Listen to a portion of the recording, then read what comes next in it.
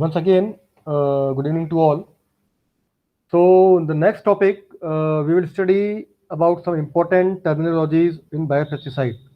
In the first lecture, we discuss about the brief introduction, scope, and methodology of biopesticide. Now, in this lecture, first we have to understand what are the basic terminologies which are used in the field of biopesticides. Okay, now we have to follow through each and every definition.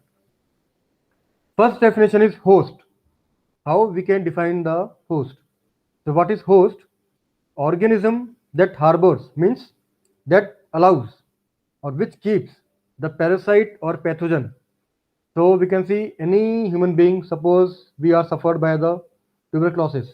What? We are the host. It means any organism that harbors or keeps the parasite or pathogen are called as host. In fact, we can say that they are the sufferers. In fact, we can say that they are the sufferers. Why? Because they have to tolerate all kind of problem. They feel pain. They have lot of symptoms. They feel very uncomfortable. So once the organism has allowed the parasite to enter in body, it shows certain sign, symptoms, and syndrome. Okay, it shows certain sign, symptoms, and syndrome.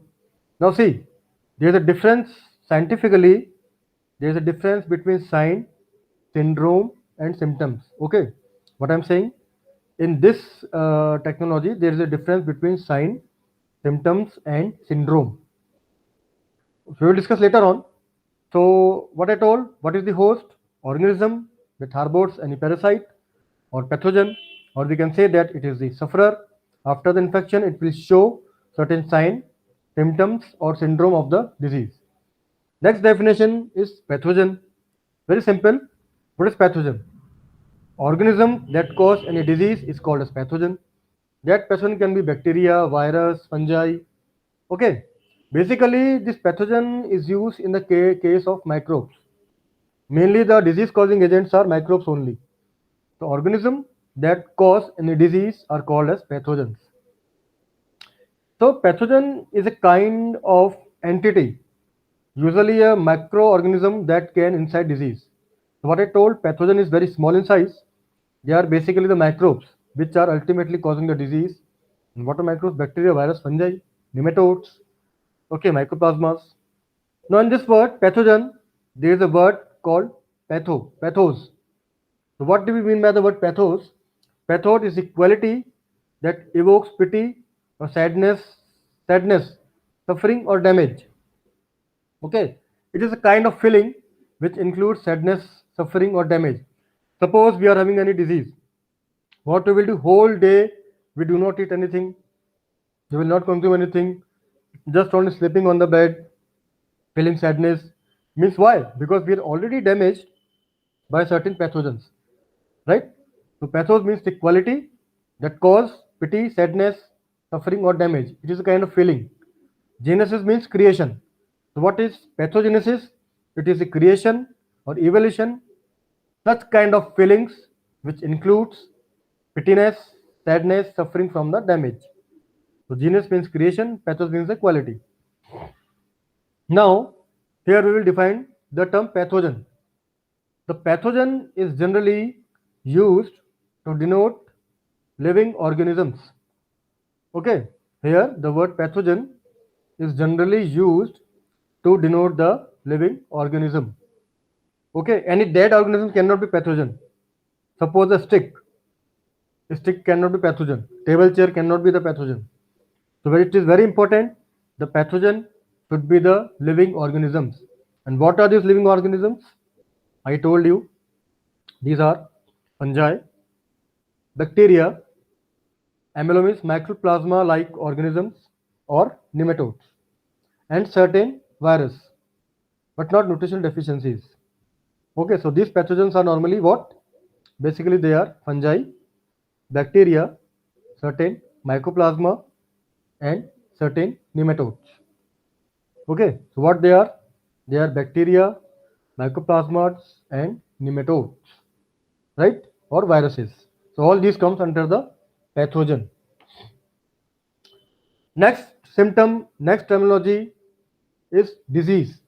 Now, see, there are four words here: disease, disorder, diagnosis, and etiology. Okay, four words are there, that is disease, disorder, diagnosis, and etiology. Now, how we can define the disease? Ultimately, what is disease? So, biologically or scientifically, any malfunctioning of the host cell, suppose liver is not working, heart is not working, brain is not working, nose is not working, any malfunctioning of any host cell and tissue because of continuous irritation by the pathogen agent. What is pathogenic agent? Virus, bacteria, mycoplasma, fungi, or environmental factors leading to development of symptoms is called as disease. Means disease we can observe directly, okay, any disorder or malfunctioning of any body part or the host cell because of infection of pathogen. What will happen ultimately? It will show certain, suppose we are having diarrhea.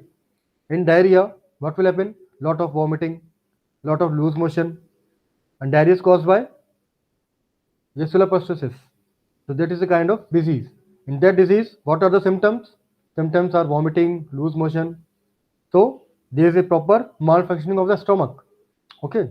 So that is defined as disease. So ultimately, what is disease?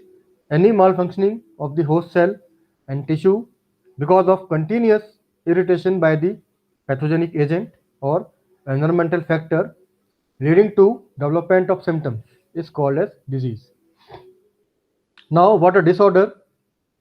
Disorder is mainly used in the case of plants, not animals. Why? Because plants cannot move from one place to another. Okay, so disorder are mainly used in the case of plants. Now, what is a disorder? Non-infectious plant disease, which is caused due to abiotic factors like adverse soil conditions, adverse environmental conditions. Okay, what are these conditions? What are these environmental conditions? Here, what happened? There is no infection in the plant, but the plant do not work properly. Why? Because of certain abiotic stress, and this abiotic stress is caused by certain environmental, we can say certain environmental conditions like temperature, soil moisture, soil nutrients, light, air, humidity, pH, structure. All these are kind of what? All these are kind of environmental conditions or environmental factors. Okay. Non-infectious plant disease occur in the absence of pathogens. Okay. Non-infectious plant disease occur in the absence of pathogens, and therefore they cannot be transmitted from disease to the healthy plants. Okay. Because since it is having no infection, so when infection is not there, there is no transfer of pathogen. So non-infectious plant disease occur in the absence of pathogens and therefore cannot be transmitted from disease to the healthy plants. Okay, therefore they cannot be transmitted from the disease to the healthy plants. So they are called as non-infectious disorders. Basically, disorder is normally basically caused by only the environmental factors. Okay. Next terminology is diagnosis. Diagnosis means to screen something, to analyze something, to know something. Okay. So what is the definition of diagnosis?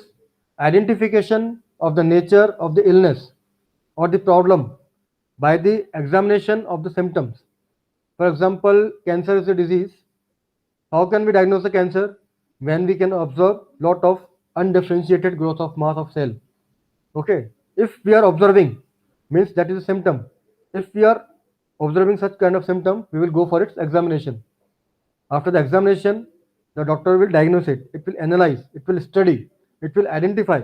This technology is called as diagnosis. Okay, identification of the nature of the illness or any other problem by the symptoms, which is analyzed or screened due to certain pathogen or certain disease called as diagnosis. Next word is etiology.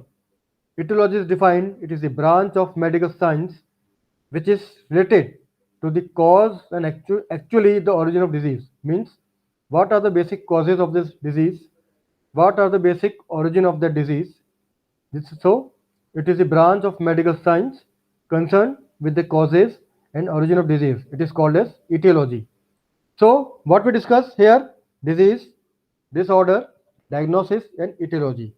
Disease is the malfunctioning of the host cell, okay, which leading to certain symptoms. Disorder is caused due to the basically it is found in the plants due to certain adverse environmental conditions like change in temperature, moisture, nutrient, light, air, pressure, humidity. Disorder cannot be transferred from one place to another. Why? Because there is no infection of any pathogen. It is only the malfunctioning of the body. Then diagnosis is the study of disease or any other problem by the examination of the symptoms. And etiology is the branch of medical science which is concerned with the causes and the origin of disease. So this is called as disease, disorder, diagnosis, and etiology. Then see this slide shows about three S, triple S: sign, symptom, and syndrome. Triple S means sign, symptom, and syndrome. Now here we will define each word in detail. What is sign? The sign of the disease are the changes in the body that can be detected when examined. They can be seen or measured.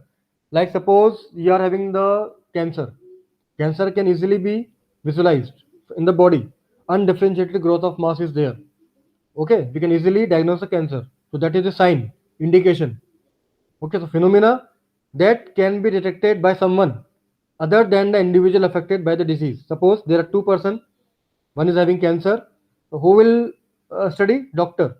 So when doctor is saying to the diseased patient that you are having the cancer, it means that patient is having the sign of cancer, which can be easily visualized. The cancer patient cannot say, oh, it is a sign of cancer. Only another person who do diagnosis can only visualize the sign. So it can say, yeah, yes, you are having the cancer. Then comes symptoms. Symptoms is the visible response of the plant to the stress. Basically, symptoms are used only in the case of plants, not in the animals. Okay, symptoms basically are used in the case of plant, not animals. Okay, so what are symptoms? These are the visible response of the plant to the stress resulting in the change or abnormality in the plant. For example, certain disease appear in the plant like spot disease, wilt disease, gall disease. So what will happen? Lot of changes will be occur in the plant like deformation of the leaves, yellowing of the leaves, fluorescence of the leaves, okay, watery residue in the plant. So a phenomenon that is experienced by the individual affected by the disease is called a symptom. So symptom is basically we can say that used in the case of plant only, not in the case of animals. Okay. So third terminology here is syndrome. So syndrome is the cocktail of sign and symptom. We can write sign plus symptom is equal to syndrome. So what is a syndrome? Syndrome is a group of various features, sign, symptoms, phenomena, or characteristics that are clinically recognizable. We can say that these symptoms are the group of various features, sign, symptoms, or phenomena that are clinically recognizable. So we can say that it is the total objects demonstrated by the host by one disease in succession of the another disease. We can say like AIDS. What is AIDS? Acquired immunodeficiency syndrome.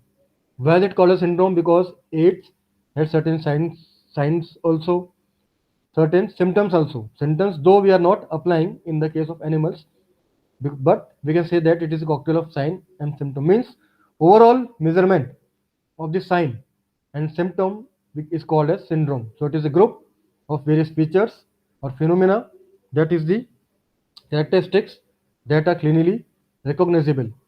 So it is the totality of the objects demonstrated in the host by one disease, or it can be either visible or invisible to the unaided eye. So all these terms are called as sign, symptom, and syndrome. So it is very clear now. Then we come to another terminology which is very important, that is symbiosis. Okay, symbiosis are of two types, obligate and facultative. First of all, we should know what is symbiosis. It is the ecological relationship between two organisms which are very close with each other. Okay, and this symbiosis, it can be harmful also, it can be beneficial also, it can be neutral also. Symbiosis means closely attachment between two species ecologically. It's called as symbiosis. Okay, that relation can be anything, either feeding, either living, that can be anything.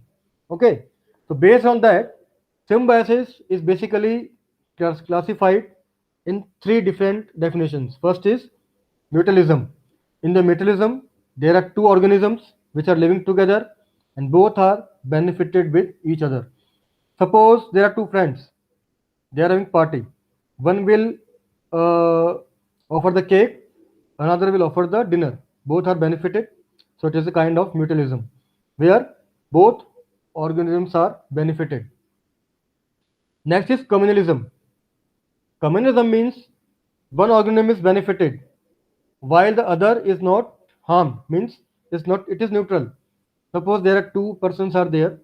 One person is offering dinner to another person, so that person is getting benefited, but another person who is offering dinner, he has not any harm.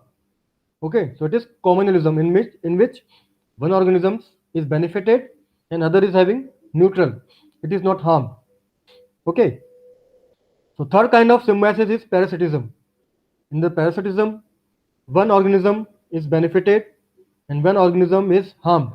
Suppose we will take the example of mosquito. When mosquito bites us, it causes what? Malaria. Okay, mosquito is benefited because it is getting the blood from our body, but we are harmed. Why? Because we are getting infection by the malaria. So symbiosis is basically of three types: mutualism, where both organisms are benefited with each other; communalism, where one organism is benefited while other is neutral; parasitism, where both organisms, one is benefited, other is harmed.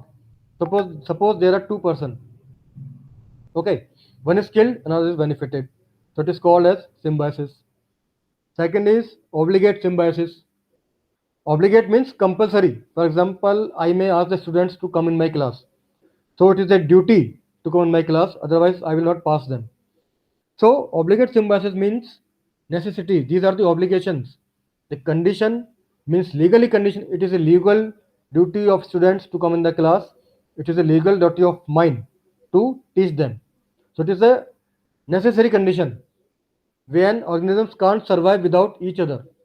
It means I will not get the salary if I will not teach the students. The student will not get certificate if they do not deposit the fees. So what do we mean? It is a kind of attachment which is very very compulsory. They have to do that. They have to make the relationship. Okay. So for example, we can say reproduction. Only a male and female can do reproduction. Individual male, individual female cannot do. Which is a kind of obligate symbiosis. And facultative means when there is option, when there is no obligation, right? I can ask students, okay, it's your wish whether you want to come in my class or not. It is not compulsory. A student can say to me, sir, it is not compulsory that you should teach us. So facultative is a kind of obligation. It is optional thing. Whether you want to do symbiosis or you do not want to do symbiosis. It depends upon you. Okay, it depends actually upon you. Right? So symbiosis, we can say that it is a basically three types: mutualism, both are benefited; communism, one benefited, one harm; parasitism, one benefited, one harm. Two types: obligate symbiosis means compulsory; facultative, it is not compulsory. So this was all about symbiosis. Then next definition, which we normally hear a lot of time: parasite. What is parasite? That organism that lives inside another living organism in the host and by benefits by deriving nutrients is called as parasite. For example, mosquito is the parasite. Why? Because it bites us, suck the blood from our body, and we are suffering from the malaria. Again, parasites are of two types: facultative parasites and obligate parasites. Facultative parasites, they do not depend on the host. They can survive, whether they will depend on the host or not.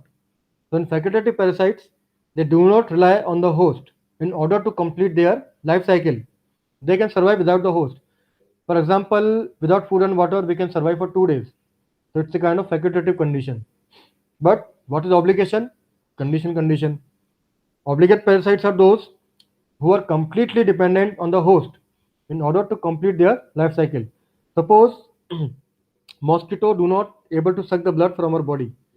What will happen? Ultimately, it will die because it is completely dependent on host. And if you are not providing the blood, it will die. So facultative parasite is the those parasites which do not depend on the host. They can complete their life cycle without the host. While obligate parasites are those which are completely dependent on the host in order to complete their life cycle. Then come another two words, ectoparasites and endoparasites. Now here we will define what are ectoparasites. Ectoparasites are those parasites, ecto means outside, endo means inside. Ectoparasites are those parasites that live outside the host body, like lice and ticks. In Hindi, we have often listened about जूं. जूं है क्या sir के अंदर? The जूं is what? We can easily observe जूं, lice and ticks on our head. It means it is living outside the body. Leech, leech suck the blood from the body. It is a kind of ectoparasite. Then come endoparasites. Endoparasites are like nematodes, hookworms, which living inside the host. For example, Ascaris. Ascaris is living inside our stomach. It will cause lot of disease. So it is a kind of endoparasite. Okay, so Ascaris will cause, it is a kind of endoparasite. Then come mesoparasites. Mesoparasites means there it is the kind of intermediate condition, both in the between ecto and endo. Like they can live in the ear openings. Ear openings, we cannot say internal, we cannot say external. Okay, such as outer ear or cloaca. So these are the types of parasites. So what we studied, facultative parasites, which can live without the host, obligate parasite, which can depend on the host, which have to depend on the host, ectoparasite, living outside the host, endoparasite, living inside the host, mesoparasite, enter the host external openings, such as outer ear or the cloaca. Next come parasitoid. Parasitoid is an insect whose larva lives as the parasite. Okay, parasitoid is an insect whose larva lives as the parasites, which eventually kill their host. That is Ichneumon wasp. So insect whose larva is so capable that it can act as the parasite, which is very small inside, and eventually kill their host. It is an example of parasitoid. Okay, it is an example of what? It is an example of parasitoid, right? Then come epiparasite. Epiparasite is the parasite that parasites another organism that is also the parasite. Means suppose the parasite which is living inside the body of another parasite, it is causing epiparasite. Or we can call them as the secondary parasites. Why? Because they are living already in the body of such kind of organisms which are themselves the parasite. So they are the secondary parasite. They are also called as hyperparasites. One very example is a kind of very good example is there, that is protozoan. Protozoan is the epiparasite. Why? Because it is living inside the flea. The flea is the parasite which is living inside the body of the dog, and this protozoan is living inside the body of the flea. The flea is already is the parasite, and this protozoan is another parasite which is living inside the body of the flea, that is living in a on a dog internal body. So we can say that epiparasite is the kind of hyperparasite or secondary parasites which are living inside the already parasites. So we can say that these are the secondary parasites. Okay, then we discuss about another definition, saprophytes. Now, what are saprophytes? Saprophytes are a plant or a fungi or a microbes that lives on dead and decaying matter, organic matter. They do not feed on living organisms, they feed on dead and decaying organic matter. They can be plant, they can be fungi, they can be microbes. Okay, so see, uh, obligate parasites are also called as biotrophs. Okay, obligate parasites are also called as biotrophs. So now what is the definition of biotroph? Any parasite that cannot survive in the dead host and therefore keeps it alive. Any parasite which cannot survive in the dead host, so they want to prefer live in the living tissue only. So that are called as parasite.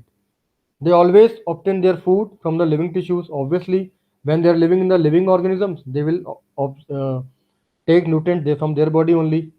They complete their life cycle in the host only. Okay, so obligate parasites means they have to become the parasites. They have to remain in the body of the host. So they have to complete their life cycle on the host. Very good example is there rust of wheat, smut of wheat, powdery mildew of fungi. These three are the very good example of obligate parasite. They are called as biotroph. Another term is hemibiotrope, means facultative saprophyte. It means it is not compulsory for them to become a saprophyte. They can also become the parasite. So, what is facultative saprophytes? These are the parasites which attack living tissue in the same way, but can also continue to grow and reproduce in the dead tissue also. For them, there is no condition that they have to live in the living organisms only.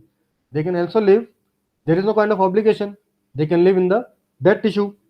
So these are the parasites which attack living tissue in the same way, but will continue to grow and reproduce even in the when the tissue is dead. So they are called as hemibiotrophs, or we can call them as the facultative saprophytes. Then comes another word, perthotropes or perthophytes or necrotrophs. These three are synonyms of each other. Now, what is the exact definition of necrotroph or perthotropes? See, perthotrophs they kill the host tissue in advance of penetration. Means before entering the host tissue, they can kill the pest. Okay, before entering in the host tissue, they can kill the pest. Okay, so they are called as perthotropes, right? So before entering in the host tissue, they can kill the pest in the present penetration. Very good example is Sclerotorium rolselfi. It is a fungi which belongs to family Athelaceae. Okay, it is a belongs to family fungi which belongs to family Athelaceae. It is the facultative plant pathogen which is the causal agent of blight disease in crops. It means it can, before entering in the host tissue, they can create such kind of symptoms that they can cause the death of the host tissue. Means they are causing kind of alarm that I am going to kill you before entering in the host tissue. So these are called as perthotropes. So here we studied about biotrophs means obligate parasite. We discuss about saprophytes. We discuss about facultative saprophytes. They are called as hemibiotroph means those parasites which can live both in the dead and the living tissue. Then we discuss about perthotropes which can kill the host tissue before penetrating the host body. Then we discuss about some technical words: pathogenesis, pathological, pathogenic, and pathogenicity. First definition is pathogenesis. So, what is pathogenesis? The chain of events that led to the development of disease in the host. Okay, the chain of events that led to the development of the disease means it is a cycle which ultimately causing the disease, or we can say that it is sequence of progress in the development of disease from the initial contact between the host and the pathogen. When pathogen attack the host, it will cause certain cycles. Ultimately, they will call disease, and that process or cycle or sequence is called as pathogenesis. Okay, so ultimately, that cycle or disease is called as pathogenesis. So, how we define that? The chain of events that led to the development of disease in the host, or sequence of progress in disease development from the initial contact between the pathogen and its host to the completion of the syndrome is called as pathogenesis. What is pathological? Condition of being disease. Means the host we can call as pathological. It means the condition of being diseased is called as pathological. Pathogenic means which have the feature to cause the disease, like bacteria, virus, fungi, nematodes. They are having the capacity to cause the pathogen. So they are having the characteristics to cause the pathogen. Then we discuss about pathogenicity. Means it is the means capacity or probability or their ability to cause any disease. If certain virus or bacteria is causing the effect on host and they are not causing disease, it means they don't have pathogenicity. Okay, so what is pathogenicity? Ability or capability of a pathogen to cause any disease is called as pathogenicity. They are determined by the virulence factors. Okay, means they are determined by their disease cycle, that up to how much extent they are causing any disease. Okay, so they are basically, what I'm saying, they are basically determined by their virulence factor. So there are four definitions. 4P are there: pathogenesis, cycle of changes or cycles which are causing ultimately disease; pathological, condition of being disease; pathogenic, having feature of that pathogen; pathogenicity, capability of pathogen to cause any disease, determined by its virulence factor. Okay, then we come discuss about uh, virulence. What is virulence? Virulence actually it is the capability of the microbes to cause any disease. Okay, virulence is the actually the capability of the microbes to cause any disease. Actually, what is the extent we don't know. It can be severe, it can be mild. Okay, so it is the harmfulness of the disease or the poison. Okay, so the degree of damage caused by the microbe to the host. It can be very, very harmful, it can be less harmful, it can be mild, it can be weak, it can be dangerous. So that degree or extent is called as virulence. In animal system, the virulence refers to the degree of damage caused by the microbe to the host. In plants, basically virulence refers to the pathogen's ability to infect the resistance plant. There is a difference. Both virulence comes in the animal also, in the plant also, but in the case of animal system, this virulence is generally refers to a degree of damage, because animals, we are normally affected by the microbes only, like bacteria, virus, fungi. Okay, so in animal system, virulence is related to microbes only, but in plant system, it is the pathogen's ability, whether it is causing mild infection, causing less infection, causing more infection. That is called as virulence. Then we discuss about avirulent. What is avirulent? Pathogen that do not cause any disease. Means if any pathogen that do not cause any disease as a result of age, heat, they are called as non-pathogenicity. Or we can say that they are called as avirulent. Means which do not have the capacity to cause any disease. They are called as what? They are called as avirulent. Then comes virulent. It is the relative aggression of the pathogen. How, for example, we all know about coronavirus. Okay, its mutant is changing daily. We can say that coronavirus, sometimes it is causing very mild infection, sometimes it is causing very harmful infection, sometimes it is causing very aggression. Okay, so we can say that the corona virus is having virulent become in the first phase, second phase, third phase. Third phase can be more dangerous. So it is called as virulence, means the degree when compared to each other. Now, what are the factors on which this virulence depends? Means the ability or the capacity to cause any disease basically depends upon certain factors. These virulence factors include molecules produced by bacteria, virus, fungi, and protozoa that add to their effectiveness and enable them to achieve the following. First, what is the first factor? Colonization of the niche in the host. Means first step is what? Attachment of the pathogen to the host cell. At how much quantity they are attached to the host cell.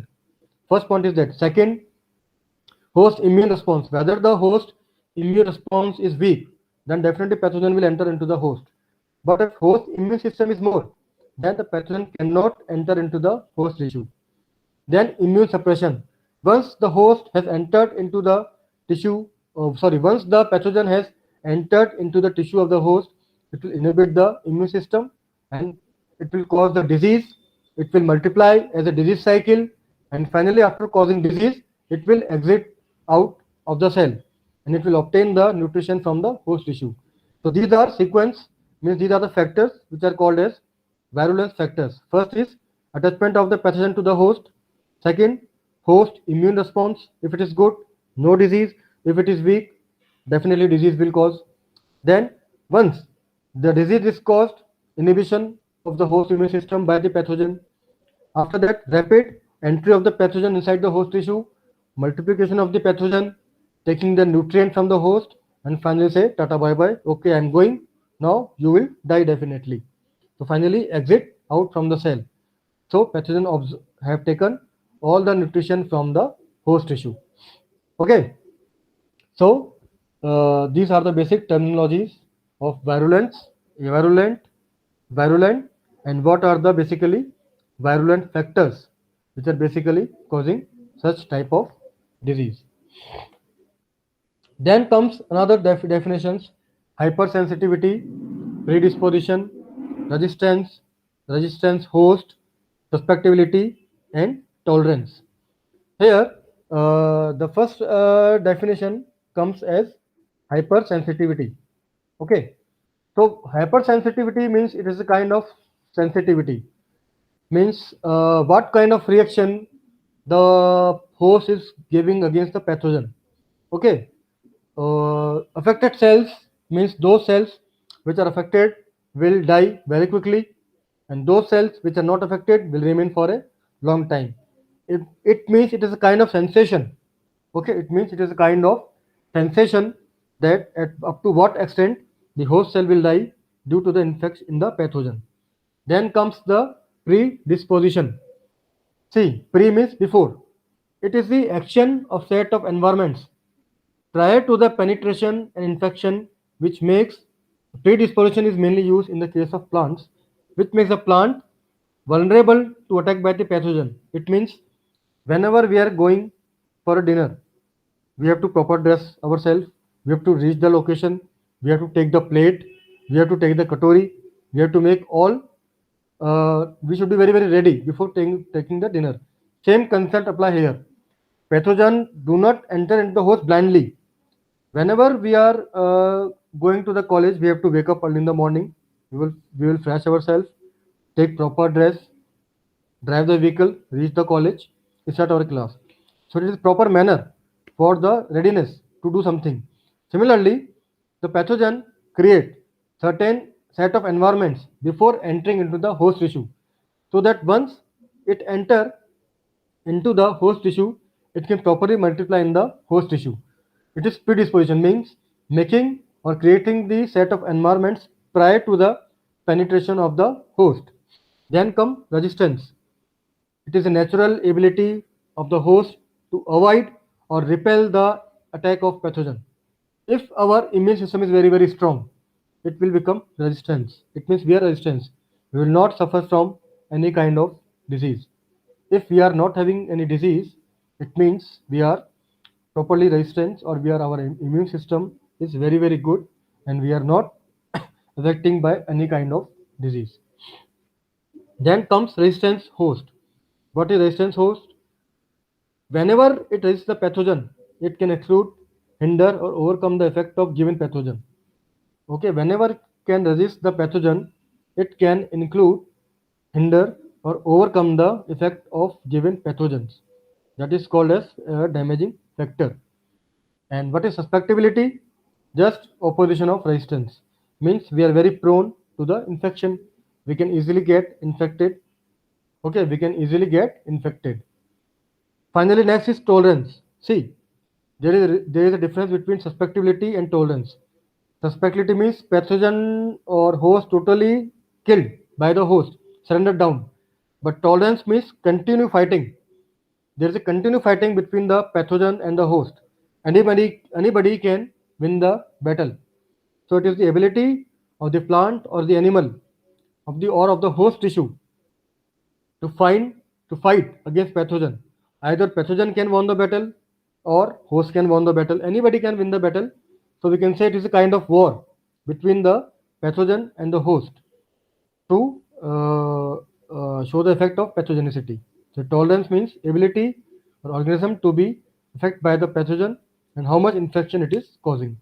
So here we discuss about hypersensitivity, predisposition, resistance, resistance host, susceptibility, and tolerance.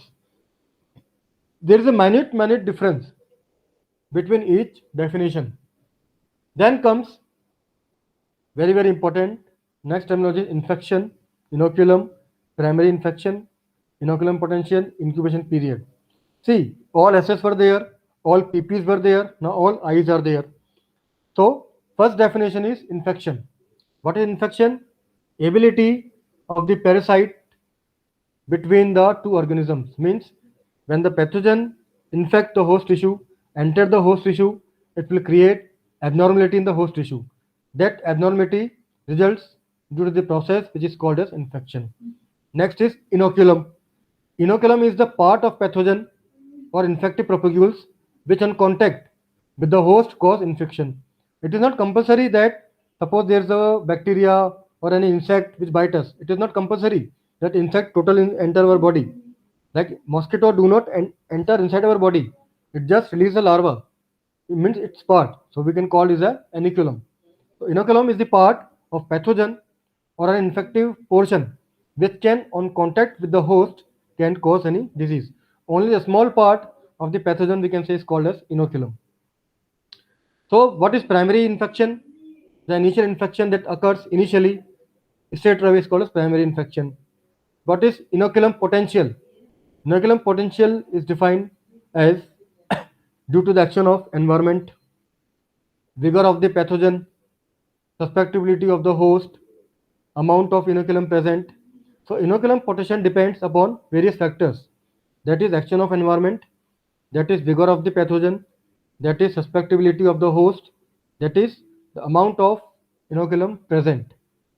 Okay, then comes the incubation period, the period of time between penetration of the host by the pathogen. Incubation is the time interval between the enter of the pathogen between the host tissue. The period of the time between penetration of the host by the pathogen to the first appearance of symptom. Suppose when insect bites us or when mosquito bites us, there is a little red round appearance on our body. After that, it will cause itching. Then finally, it will cause malaria. So that is the incubation period, means time interval when the pathogen enters inside the host and it causes the infection is called as incubation period. It depends upon the host and the environment. Okay, it depends upon the host and the environment. So again, infection, inoculum, primary infection, and incubation period is there. Then comes types of infection, means localized infection. What is localized infection? Any infection that is affected only in the particular part of body, either liver, either heart, either pancreas, either stomach. It is localized, means to a particular part. Systematic infection, it means affecting the whole body. Single means whole hands, whole legs, throughout the body. Okay. Then next definition is sporadic disease. It occurs very irregular intervals and very few instances. Means like corona was found initially in the Wuhan city of China. That was sporadic. Then comes endemic. Endemic means causing infection outside the area, outside the host area. Then from the Wuhan city of China, corona spread in the other countries. That is endemic. Okay, means particular country or the district, many districts. Then becomes epidemic disease.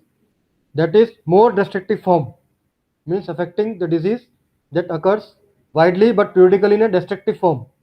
That is example is late blight of potato.